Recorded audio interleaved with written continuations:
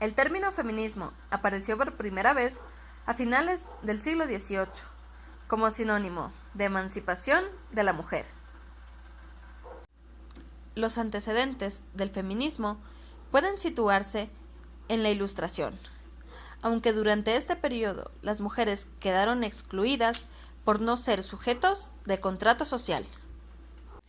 La base teórica que sustentaba la Ilustración sirvió para reivindicar la igualdad entre hombres y mujeres, como seres humanos racionales.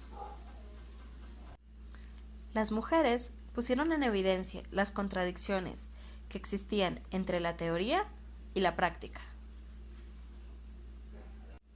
Las mujeres que articularon sus reivindicaciones durante la Revolución Francesa fueron Olympe de Gouges y Mary Wollstonecraft.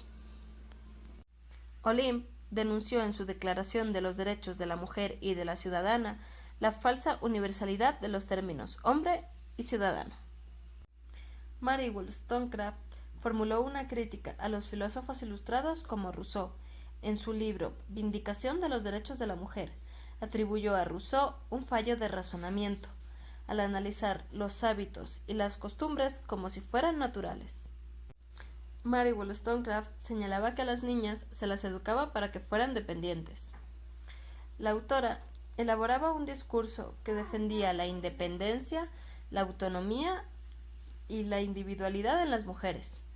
En esta crítica ya está presente una de las cuestiones centrales para el feminismo, y en torno a la cual se han dividido las diferentes corrientes feministas. El feminismo de la igualdad defiende que las diferencias entre hombres y mujeres son producto de una construcción social. Por lo tanto, son susceptibles de modificación mediante una educación y una socialización igualitaria para hombres y mujeres. En cambio, el feminismo de la diferencia considera que hombres y mujeres son diferentes, pero que el problema radica en que los hombres valoran menos lo que la mujer aporta en la sociedad. La primera oleada feminista considera que hombres y mujeres somos iguales, por lo tanto debemos de ser iguales en derechos y deberes. Una corriente principal es el feminismo liberal. Lo lideraban mujeres de clase media, que demandaban la igualdad de derechos políticos, el derecho al voto, a la educación y el derecho laboral. En 1886, Stuart Mill lideró la primera petición a favor del voto femenino. Afirmaba que la subordinación de la mujer representaba un obstáculo para el desarrollo de la sociedad. La primera oleada feminista se agotó alrededor de los años 20, tras la obtención del sufragio universal en Estados Unidos y más tarde en el Reino Unido.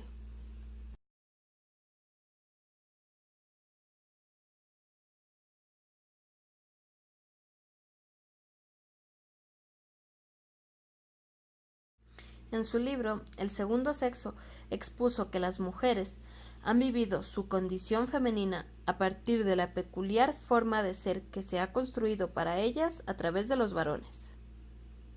El feminismo socialista señala que las categorías clásicas del marxismo son insuficientes para entender y explicar la opresión de la mujer. La teoría del doble sentido, es decir, capitalismo y patriarcado, señala que el trabajo de la mujer es doblemente aprovechado en sociedades patriarcales por los varones dentro de la familia y por el sistema capitalista que rentabiliza el trabajo de la mujer. El feminismo radical cobra vigor en los años 70 del siglo XX, integrando la segunda oleada feminista. Este se centra en las cuestiones relacionadas con la sexualidad. De esta corriente surge la diferenciación entre los conceptos de sexo y género. Este feminismo denuncia que la dominación patriarcal no es un subproducto del capitalismo. Aun cuando el capitalismo llegara a desaparecer, las mujeres seguirían subordinadas en sociedades y familias patriarcales, en las que los hombres ostentan de poder.